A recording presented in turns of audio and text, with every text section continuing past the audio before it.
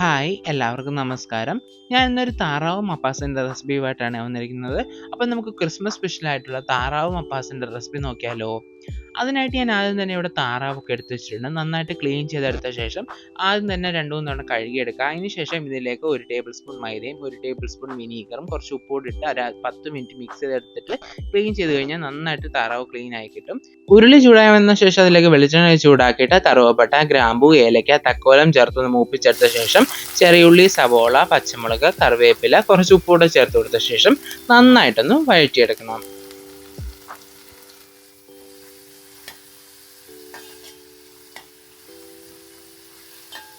ഇഞ്ചി, വെളുത്തുള്ളി, പച്ചക്കുരുമുളക്, പെരുംജീരകം കൂടെ നമുക്ക് നന്നായിട്ടൊന്ന് ചതച്ചെടുക്കണം. ഇതുപോലെ ഒരു ഇടികല്ലിലിട്ട് ചതച്ചെടുക്കുക, അല്ലെങ്കിൽ മിക്സർ ചെറിയ ജാറിലിട്ട് പൾസ് ബട്ടണിലിട്ട് നന്നായിട്ടൊന്ന് ചതച്ചെടുക്കുക.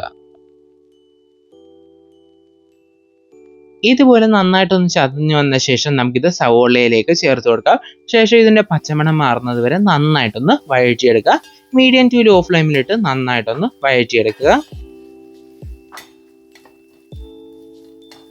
ഇതിലേക്ക് പൊടികൾ ചേർക്കാം. മല്ലിപ്പൊടി, ഗരം മസാല, കുരുമുളക് പൊടി, മഞ്ഞൾപ്പൊടിയും കൂടെ ചേർത്ത് കൊടുത്ത ശേഷം ഇതിൻ്റെ പച്ചമണം മാറുന്നത് വരെ നന്നായിട്ടൊന്ന് വഴറ്റിയെടുക്കാം. ഇനി ഇതിലേക്ക് വൃത്തിയാക്കി വെച്ചിരിക്കുന്ന താറാവ് കഷ്ണങ്ങൾ ചേർത്ത് കൊടുക്കുക. ശേഷം ഇതിലേക്ക് ആവശ്യത്തിനുള്ള ഉപ്പ് ചേർത്ത് കൊടുക്കാം. ഇനി ഇതൊരു 5 മിനിറ്റ് നന്നായിട്ടൊന്ന് വഴറ്റിയെടുക്കണം. ഇനി ഇതിലേക്ക് നിങ്ങൾക്ക് തേങ്ങാപ്പാൽ ചേർത്ത് കൊടുക്കുക. 2ാം പാലാണ് ചേർത്ത് കൊടുക്കുന്നത്.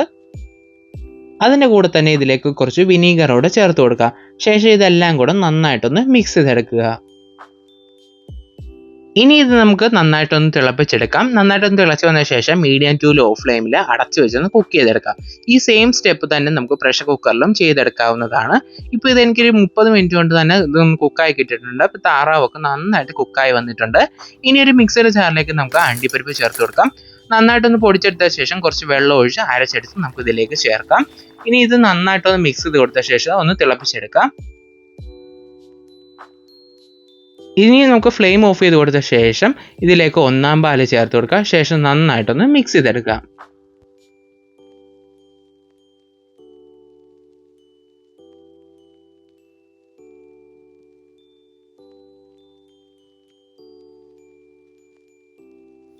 ഇതിലേക്ക് അണ്ടിപ്പരിപ്പും മുന്തിരിയും കറിവേപ്പിലയും കൂടെ മൂപ്പിച്ചത് ചേർത്ത് കൊടുക്കുക. ശേഷം കുറച്ച് നേരം നന്നായി അടച്ചു വെക്കുക.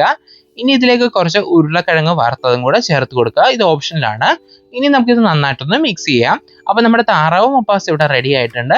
അപ്പോൾ ഞാനിതിവിടെ കള്ളപ്പത്തിൻ്റെ കൂട്ടത്തിലാണ് സെർവ് ചെയ്യുന്നത്.